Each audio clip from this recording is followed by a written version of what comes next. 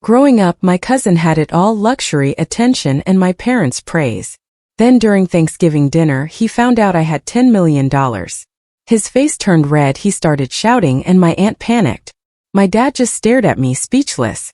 You know that gut-wrenching feeling when you've worked your fingers to the bone, fought for every single victory, only to watch someone else, someone who's had everything handed to them, suddenly melt down in a spectacular display of jealousy over your success? Well, that was my Thanksgiving last year, and let me tell you my entitled cousin's meltdown when he accidentally discovered I was worth $10 million? That was a holiday for the history books. My name is Anastasia, and I just turned 32. Growing up in a solidly middle-class Boston suburb, life was about earning it. My dad, an electrical engineer, and my mom, a second-grade teacher, weren't poor, but they were meticulous with money. Money doesn't grow on trees, Anastasia, Dad would say. If you want something special, you need to work for it. That philosophy shaped everything. When I wanted a new bike at 8, I spent months doing chores, collecting bottles for recycling, saving every birthday dollar. The pride I felt earning half the cost of that blue Schwinn, knowing my parents would match it, was absolutely indescribable. It felt like I'd conquered the world. Then there was my Uncle Josh and Aunt Melanie. They lived in a mansion, complete with a pool, tennis court, and a 3-car garage full of vehicles that cost more than my parents' combined annual salaries. Uncle Josh had inherited a manufacturing business and expanded it, making them the wealthy branch of the family. Their son Jackson, 2 years my senior, was the golden child. He never had to wait for anything. While I saved for months for a $20 toy, Jackson would mention something he liked, and it would be waiting for him the next day. The contrast hit hardest during family gatherings. I still vividly remember Jackson's 10th birthday. They rented out an entire indoor water park. He tore through presents, expensive toys, barely pausing to appreciate each one. The grand finale was a brand new gaming console, just released with 15 games. He managed a half-hearted thanks before moving on to the next shiny distraction. 3 months earlier, for my 8th birthday, I got a new backpack, some books, and a simple digital watch. I treasured that watch because my parents remembered I'd mentioned wanting one 6 months prior. The difference wasn't just about money. It was about expectations, about gratitude. Your cousins have different values than we do, my mom explained when I asked why Jackson had so much. We believe in teaching you the value of things, not just giving them to you. As young kids, Jackson and I got along okay. We'd build forts, swim in his pool. But as we got older, the wealth gap drove a wedge between us. By our preteen years, Jackson developed this air of superiority that made everything uncomfortable. He'd make comments about my clothes. Why are you wearing the same jacket 2 Christmases in a row? Or proudly show off his gadgets, knowing I couldn't afford them. Dad says people who work for other people will never be truly successful. He once told me at 11 during a 4th of July gathering. He says employees are just helping someone else get rich. I didn't know what to say. My parents both worked for others and seemed happy. But his words planted a small, irritating seed of doubt. There were moments when the inequality stung. In 8th grade, my old laptop died mid-project. My parents said we'd have to wait for Dad's bonus next month. That same weekend, I overheard Aunt Melanie casually mention they just bought Jackson his second computer that year, because he wanted better graphics for gaming. My emotions were a complicated mess. Envy, certainly, watching him float through life without financial worry. Confusion about why some people got everything so easily. But mostly there was a quiet, simmering determination. A desire to prove that hard work and perseverance were just as valuable as having things handed to you.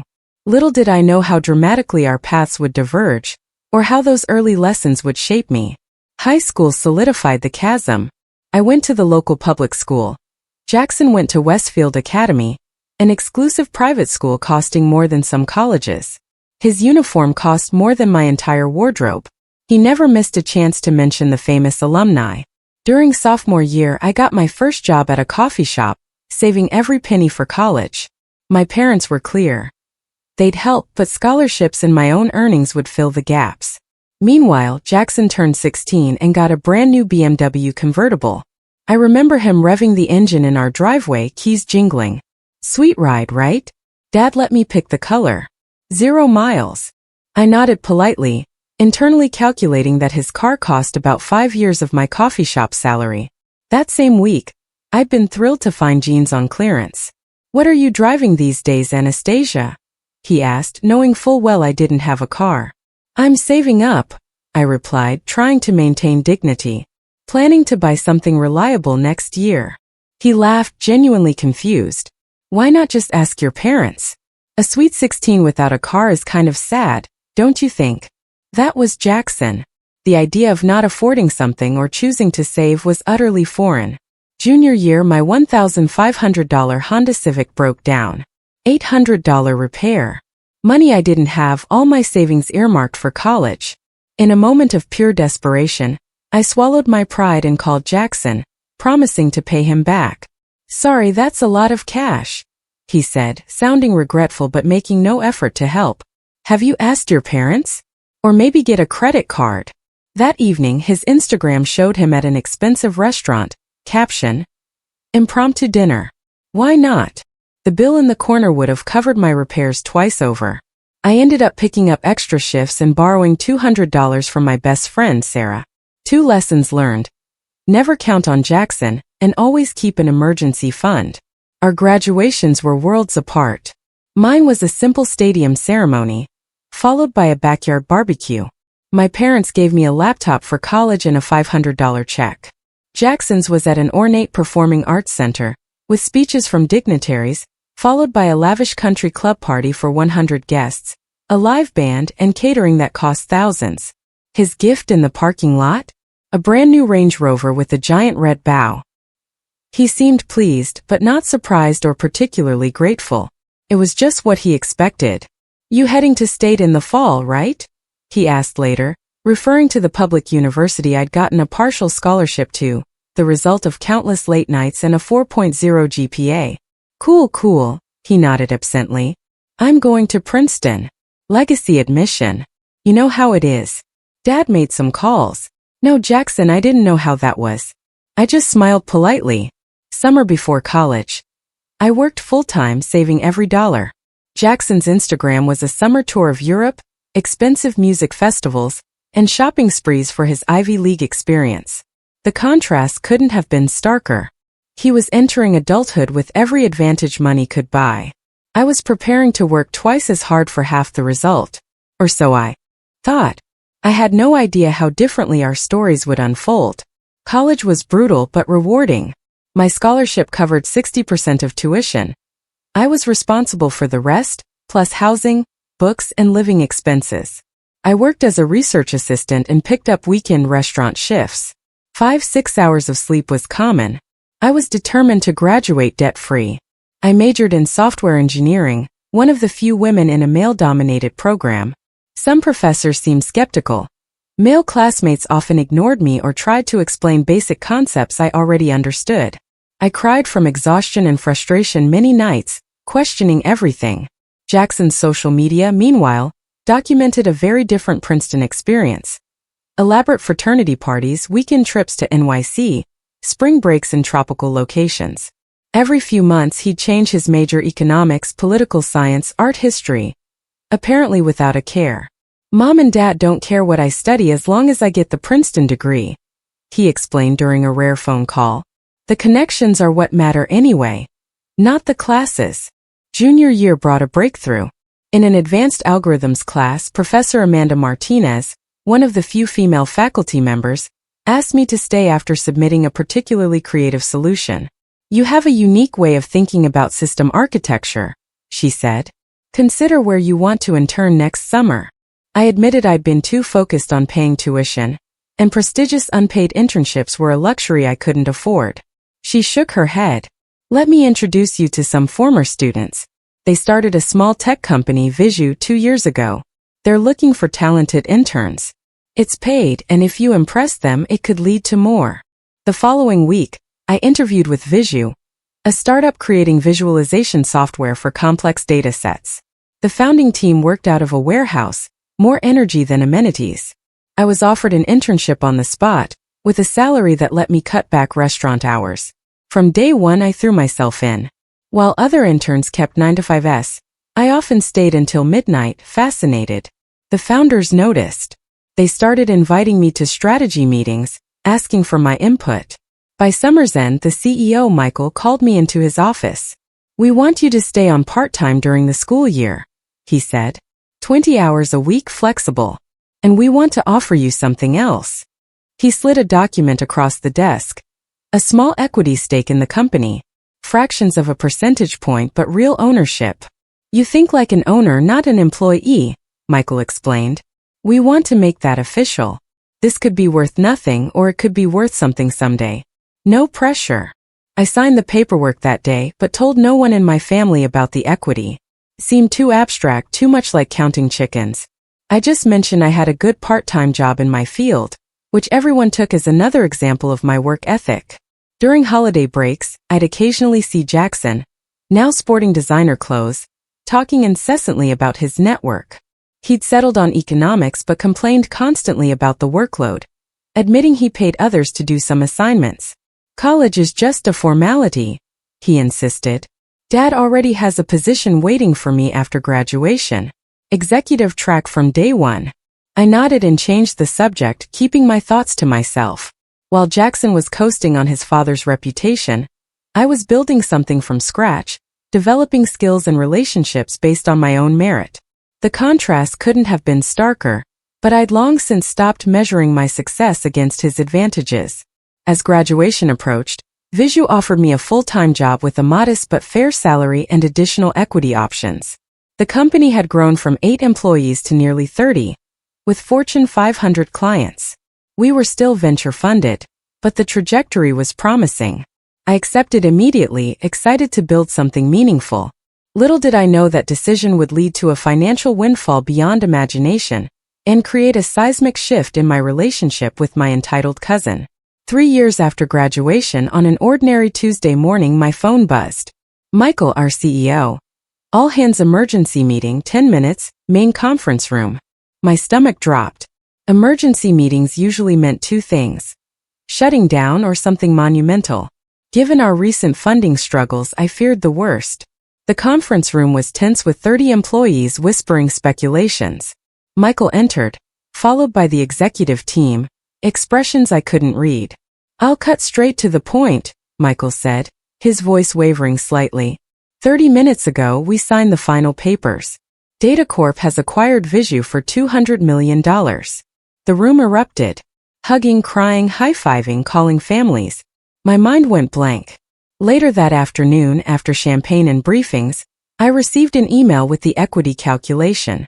As an early employee with accumulated options, my stake was slightly over 5% of the company. The acquisition translated to $10.2 million for me before taxes. I stared at the number, unable to comprehend that this money would soon be mine. Just 5 years earlier, I'd been working double shifts for textbooks. Now, at 27, I was a millionaire many times over. In the days that followed, I met with financial advisors. I paid off student loans, bought a modest but comfortable condo in a neighborhood I'd only dreamed of affording, and set aside funds for my parents' retirement. Beyond that, I made few immediate changes. What I didn't do was tell anyone about my windfall, except my parents. After careful consideration, we agreed to keep the exact amount private.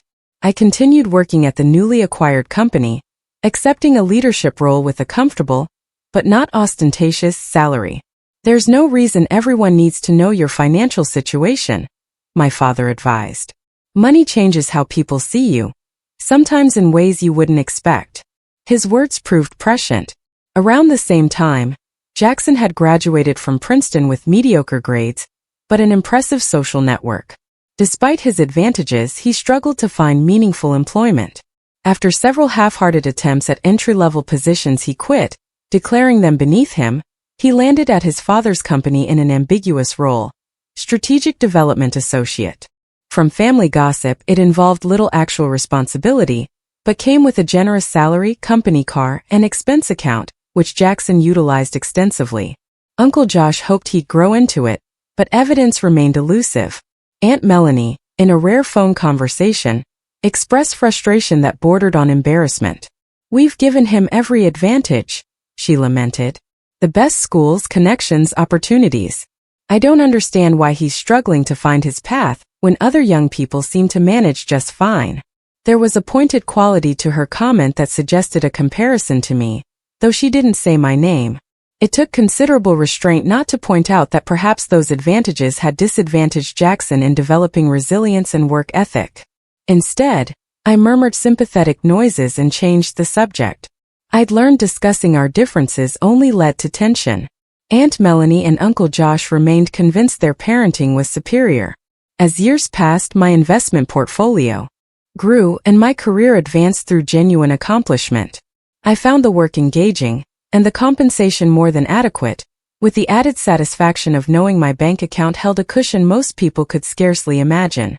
The most significant change wasn't material but psychological.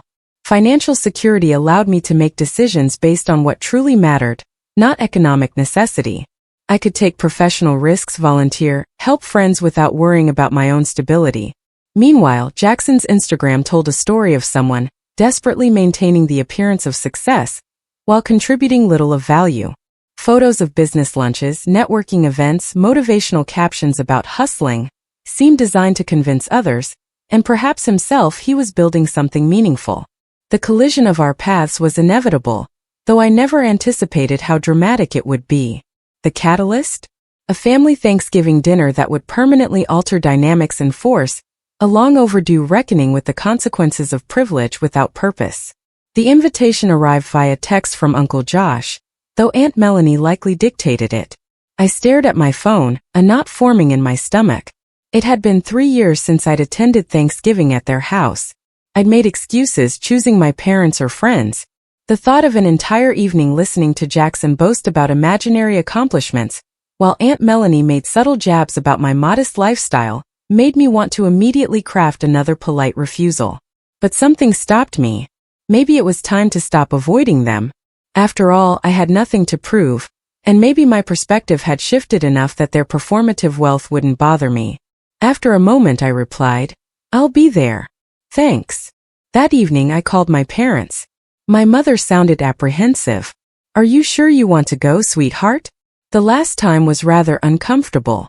She was referring to a Christmas dinner when Jackson spent the whole evening detailing his executive role, making pointed remarks about people who lacked ambition, glancing my way. I'd kept my composure, but my father nearly lost his temper defending me. "I think I'm in a different place now," I assured her. "Their opinions don't affect me the way they used to. Besides, it might be nice for us all to be together."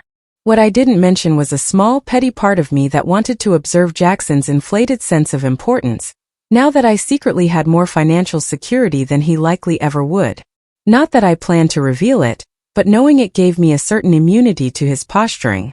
As Thanksgiving approached, I found myself preoccupied with what to bring.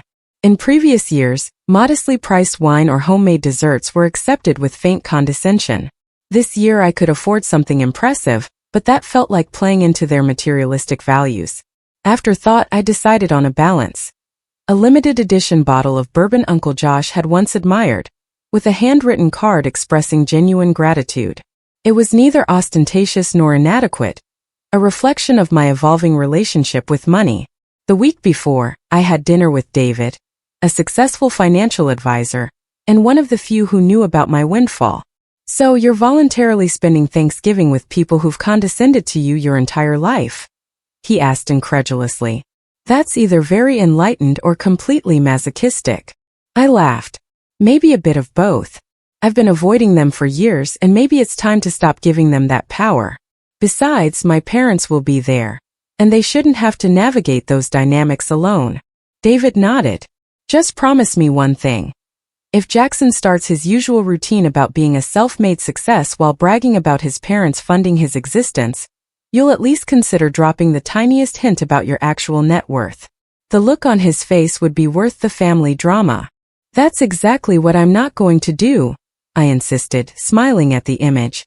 "The whole point is I don't need external validation anymore." "Very mature," David conceded. "But my offer stands if you change your mind. I'd even crash dessert as your fake financial advisor with an urgent matter regarding your 8-figure portfolio." Thanksgiving morning, I woke early, selecting a simple but elegant outfit that projected quiet confidence. The contradiction wasn't lost on me. caring about my appearance for people I claimed not to need approval from, but I rationalized it as armor, not appeasement. The 45-minute drive to their mansion ratcheted up the tension. Their house looked exactly as I remembered. Imposing, perfectly maintained, professionally decorated, with a circular driveway filled with luxury vehicles, including what I assumed was Jackson's gleaming black Tesla. Taking a deep breath, I gathered the bourbon, a bouquet of flowers, and my resolve. Before I could ring, the door swung open. Aunt Melanie, impeccably dressed and coiffed. "Anastasia, darling, you made it!" she exclaimed with manufactured enthusiasm, air kissing both my cheeks. "It's been far too long. Come in, come in. Everyone's in the great room." I followed her through the marble foyer into the expansive living area. My parents spotted me immediately, Dad raising his glass, Mom disengaging to embrace me. And there was Jackson, holding court near the fireplace, gesturing expansively to our younger cousins. He'd put on weight, his expensive suit strained at the buttons, his face fuller, hair thinning at only 34. When he caught sight of me, there was a momentary flash of something, insecurity, perhaps quickly masked by his usual bravado. "Well, well, the prodigal cousin returns," he called out, making sure everyone heard. "I was beginning to think you were avoiding us, Anastasia." I smiled pleasantly, determined not to let him set the tone. "Hello, Jackson. It's good to see you too. Happy Thanksgiving." I had no way of knowing then that this forced pleasantry would be among the last civil words exchanged between us that evening, or that in a few short hours, the carefully maintained facade of family harmony would shatter beyond repair. Dinner was served in the formal dining room, a space so infrequently used it felt like a stage set. The table was immaculate. Heirloom china, sterling silver, crystal glasses catching the light from the ostentatious chandelier. Place cards directed each guest. I found myself seated between my mother and Uncle Josh's sister, Margaret, with Jackson directly across from me, a positioning that felt deliberately orchestrated. My parents exchanged a knowing glance, Dad giving me a subtle wink. The initial conversation flowed pleasantly enough over safe topics. The weather, recent films, mild family gossip. I began to think I'd overestimated the potential for discomfort. Maybe we would enjoy a peaceful holiday. That illusion shattered when Uncle Josh raised his glass. "Before we officially begin, I'd like to recognize some exciting developments. As many of you know, Jackson has recently been promoted to Director of Strategic Initiatives at J&M Manufacturing." A murmur of congratulations. I maintained my polite smile, knowing Director of Strategic Initiatives was a vague title for those with connections, not qualifications. Furthermore, Uncle Josh continued, he's spearheading our expansion into the Asian market with a new product line. He conceptualized himself. Jackson beamed with self-satisfaction. My father caught my eye, his expression carefully neutral, but his thoughts transparent. We both knew J&M had tried to enter the Asian market for years without success, and any new initiative was likely the work of the actual executive team. "Anastasia," Aunt Melanie turned to me with exaggerated interest, "how are things at your little tech company? Still enjoying the 9-to-5 world?" Before I could respond, Jackson interjected. "Don't be modest, Aunt Melanie. I'm sure Anastasia's role is very important. What was the title again, cousin? Senior developer? Project coordinator?" "I'm the integration team lead," I replied evenly. "After our acquisition, I've been managing how our technology is implemented within the parent company's existing systems." "Acquisition?" Uncle Josh perked up, business interests momentarily overriding family politics. "I hadn't heard about that. Who bought your startup?" "Datacorp acquired us last year," I said, deliberately downplaying the significance. "It's been a positive transition overall." Jackson's expression flickered, recognition of Datacorp standing registering before he regained composure. "Well, that must be nice, having a stable corporate parent. Much less stressful than real entrepreneurship, I imagine." I chose not to point out he had never entrepreneured anything in his life, instead taking a bite of turkey and complimenting Aunt Melanie on the meal. The conversation shifted, but throughout dinner, Jackson repeatedly steered it back to his supposed business acumen, describing meetings with key Asian investors and revolutionary product developments, in terms vague enough to be meaningless to anyone with actual business experience. My parents maintained polite interest. I occasionally caught my father suppressing signs of exasperation. The pivotal moment occurred during dessert. My phone buzzed with an email notification I intended to ignore, until I saw it was from David with the subject line, "Urgent investment opportunity closing tonight." Given his knowledge of my Thanksgiving plans, I suspected it was genuinely time-sensitive, not his promised joke. "Excuse me," I said, standing. "I need to take care of a quick work matter. Everything looks delicious. I'll be right back." I stepped into the adjacent study for privacy, quickly scanning David's email about a limited investment in a promising green technology startup. The terms looked favorable, and it aligned with my interest in sustainable investments. I replied, confirming my interest in allocating $2 million from my diversified portfolio, adding a postscript asking how his Thanksgiving was progressing. As I pressed send, I became aware of someone entering the room. Turning, I found Jackson standing uncomfortably close, 2 snifters of expensive brandy in his hands. "Thought you might want something to sip while you handle your critical emergency," he said, his tone dripping with doubt. "Can't let the corporate overlords enjoy their holiday without checking in, right?" "Thanks," I said, accepting the brandy, slipping my phone into my pocket. "It wasn't work, actually, just a time-sensitive investment matter." His eyebrows lifted slightly. "Investment? Like a 401k adjustment or something?" The condescension in his voice triggered a rare moment of competitiveness in me. "No, a private equity opportunity in the sustainable tech sector." "Private equity?" He laughed as though I told an amusing joke. "Those typically require minimum buy-ins of at least $100,000. What are you doing, pooling resources with friends?" Before I could respond, my phone buzzed again with David's reply. Jackson's eyes flicked down to where the notification illuminated my pocket. The preview text was clearly visible. "Confirmed for $2 million. We'll execute tonight. Happy Thanksgiving to you too, fellow millionaire." There was a moment of absolute stillness. Jackson processed what he'd seen. His face cycled through confusion, disbelief, and then something darker. A mixture of jealousy and anger I had never witnessed before. $2 million, he finally sputtered, his voice rising. "What kind of game are you playing, Anastasia?" "I'm not playing any game," I replied, suddenly aware we were creating a scene that could be heard from the dining room. "It's a private matter, Jackson. Let's rejoin the others." But Jackson wasn't about to let it go. He blocked my path, face flushing red. No. You don't get to drop something like that and walk away. Are you trying to tell me you have $2 million to invest in some random startup? That's more than most people's entire net worth. "Jackson, please lower your voice," I urged, hearing the conversation in the dining room falter. "This isn't the time or place." "Oh, I think it's exactly the time and place," he countered, following me as I tried to move around him. "All these years looking down on my family, judging our lifestyle, acting so superior with your work ethic and modest living. And meanwhile you're... What? Secretly rich? Is this some kind of trust fund you've been hiding?" We re-entered the dining room to find all eyes fixed on us, dessert forks suspended. "Is everything all right?" Aunt Melanie asked, her hostess' smile strained. "Ask Anastasia," Jackson replied before I could speak. "Apparently my cousin, the humble employee, is throwing around millions of dollars in investments. When were you planning to share that little detail with the family?" A stunned silence descended.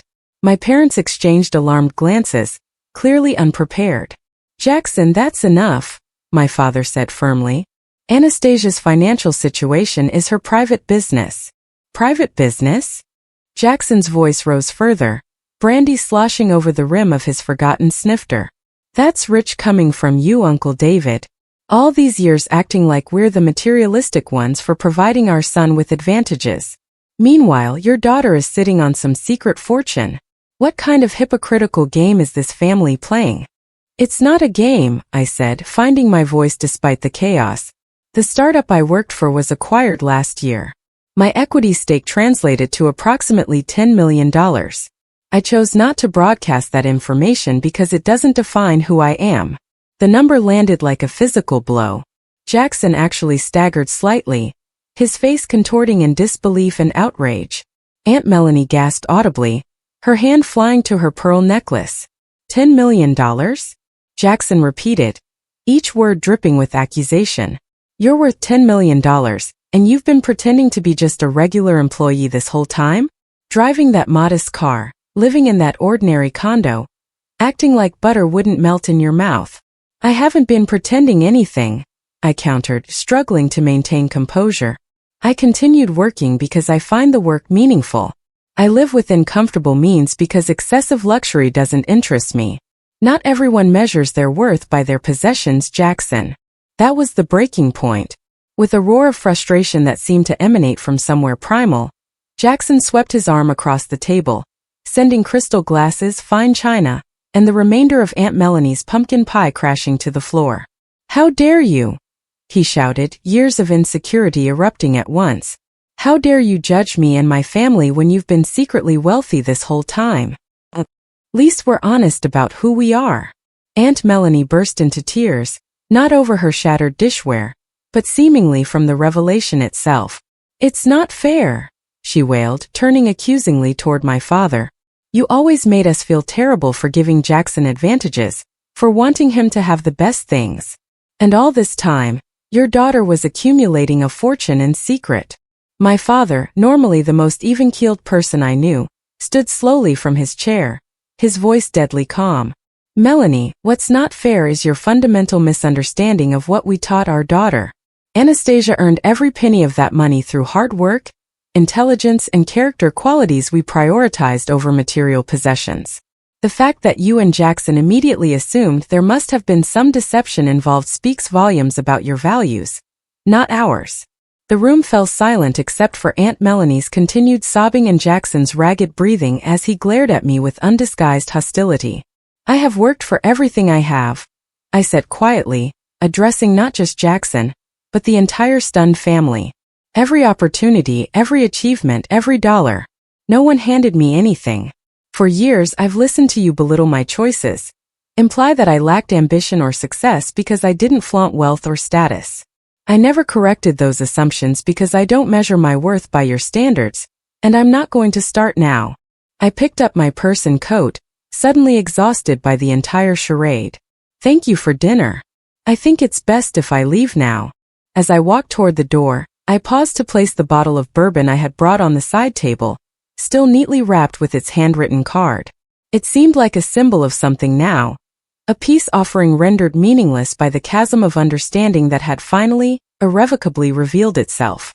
Behind me, I could hear Jackson continuing to rant, his voice cracking with emotion. She thinks she's so much better than everyone. Little Miss Perfect with her secret millions, while the rest of us are just shallow materialists in her eyes. The last thing I heard as I closed the front door was Aunt Melanie's shrill accusation directed at my parents. This is your fault. You raised her to judge us. The cold November air hit my face like a welcome slap, clearing the emotional fog of the dining room as I made my way to my car, hands shaking slightly as I fumbled with the keys. What had just happened felt momentous, a collision of worldviews that had been building for decades, finally erupting with a force that had destroyed more than just Thanksgiving dinner. The drive home passed in a blur. By the time I pulled into my condo's parking garage, a hollow emptiness had settled in my chest, replacing the anger. I wasn't upset about the revelation of my financial situation. That was bound to come out eventually, and there was even relief in having it known. What devastated me was the realization that my family, the people who had known me my entire life, could so quickly reduce me to nothing more than a dollar figure. They assumed deception rather than achievement, twisting something I had earned through years of dedication into something that somehow made me the villain. Inside my apartment, I kicked off my heels and collapsed onto the couch. The darkness matched my mood as I replayed the evening, wondering if I could have handled things differently. My phone buzzed repeatedly with texts from my parents, checking I'd made it home and expressing their dismay. I sent brief reassurances but couldn't muster the energy for a real conversation. Tomorrow would be soon enough. Just as I was about to silence my phone, it rang. Uncle Josh. My finger hesitated before I answered. Anastasia. His voice sounded strained, older. I wanted to call and, well, I'm not exactly sure what to say, except that I'm sorry for how tonight unfolded. The apology surprised me. Uncle Josh had always been affable but distant. This vulnerability was unfamiliar territory. It was an unfortunate situation all around, I replied, unwilling to accept blame but not wanting to escalate. Melanie is. He paused. She's upset. She's always been sensitive about comparisons between our families, about parenting approaches. Finding out about your success triggered something in her. And Jackson? I couldn't help asking. A heavy sigh. Jackson is Jackson. He's never handled perceived slights well, but that's partly our fault, isn't it? We never taught him to process disappointment, or measure himself by his own standards rather than others. The admission was so unexpected that for a moment, I couldn't respond. I had never heard my uncle acknowledge any shortcoming in how they'd raised their son. I appreciate the call, I finally said. I think everyone needs some space right now. Perhaps after the holidays, we can try again with clearer understanding. Perhaps, he agreed, though neither of us sounded convinced. For what it's worth, I'm proud of what you've accomplished, Anastasia. Truly. After hanging up, I sat in the darkness for a long time, turning over his words, searching for the sincerity I wanted to believe was there. The next morning, I drove to my parents' house for a debrief. My mother made strong coffee. My father paced the kitchen, still agitated by his sister-in-law's accusations.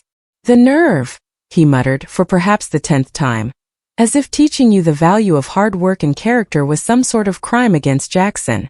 David, my mother interjected gently. We've established that Melanie's perspective is distorted.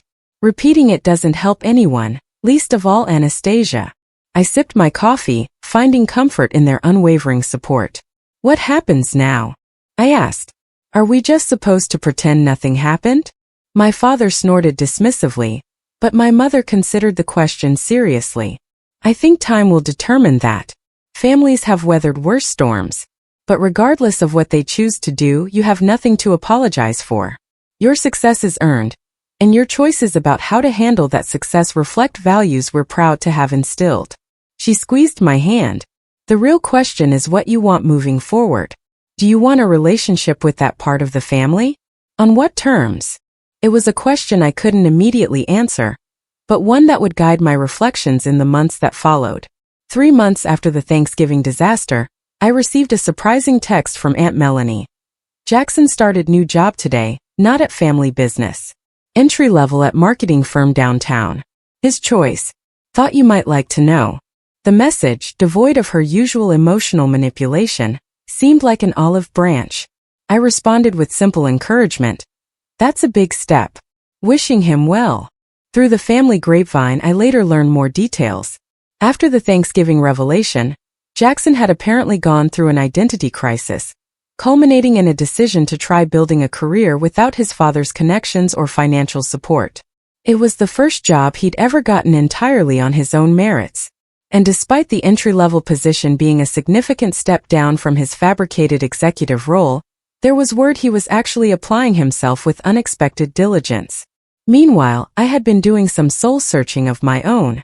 The financial security that had once seemed like a private victory now felt like it carried responsibility. After consultations with financial advisors and considerable thought, I established a scholarship fund for first-generation college students studying technology fields, specifically those working while pursuing their education. The initial endowment was $2 million, enough to support 10 students annually with tuition and stipends. I named it after my parents, honoring the values they had instilled in me, rather than seeking personal recognition. When the local paper ran a small piece about the new scholarship, I sent the clipping to my extended family without comment. It wasn't about proving anything to them, but rather about demonstrating through actions what wealth meant to me. An opportunity to create opportunity for others. A full year passed before I saw Jackson again.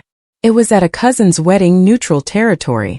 He approached me during the reception, noticeably thinner. His designer suit replaced by something more modest but better fitting. "Hey," he said awkwardly, extending his hand. "It's been a while." I shook it, searching his face for hostility. Instead, I found something unexpected, humility. "I hear you've been making changes," I offered, giving him an opening. He nodded, glancing down at his seltzer water. Turns out starting over is harder than starting from scratch. Who knew? Everyone who's ever had to do it, I replied, but without malice. A ghost of a smile touched his lips. Fair enough. Listen, I'm not good at this, but I owe you an apology. What I said at Thanksgiving, how I behaved, it wasn't about you. It was never really about you. I know, I said simply. The scholarship thing, he continued. That was really something. Mom showed me the article. It made me think about what I would do if I suddenly had that kind of money. And I realized I had no idea beyond buying stuff I didn't need. That was a wake-up call. We talked for nearly an hour, not about money or success or the past, but about the challenges of figuring out who you are when all the external markers you've relied on are stripped away. For perhaps the first time in our lives, we spoke as equals, each acknowledging our own struggles and growth without comparison or judgment. As the years have passed, my relationship with wealth has evolved. I've learned that money itself is neutral. What matters is the relationship we choose to have with it, the values that guide our decisions about earning, spending, saving, and sharing. The jealousy I once felt watching Jackson get handed everything now seems like wasted energy. In truth, I was given something far more valuable than material advantages. The chance to discover my own strength, to build confidence through achievement rather than acquisition, to find satisfaction in effort rather than entitlement. And Jackson? He's still figuring things out, still untangling the complicated legacy of privilege without purpose. We're not close, but there's a mutual respect that was impossible before. Sometimes the greatest gifts require the most painful unwrapping. The $10 million changed my life, but not in the ways most people might expect. The true freedom it provided wasn't freedom from work or worry, but freedom from external validation. Freedom from the need to prove my worth through possessions or titles, or the approval of others who measure success by different standards. True wealth, I've discovered, isn't about what you have but what you value. It's about building a life aligned with your deepest principles, rather than others' expectations. It's about recognizing that being handed everything often means developing nothing within yourself, while earning your way means becoming someone who can never be diminished by circumstance or others' opinions. If you've ever felt like the underdog in your family, or watched others get handed opportunities you had to fight for, remember that the struggles that seem unfair are often the very experiences developing your most valuable qualities. The things we work hardest for become the foundations we can never lose.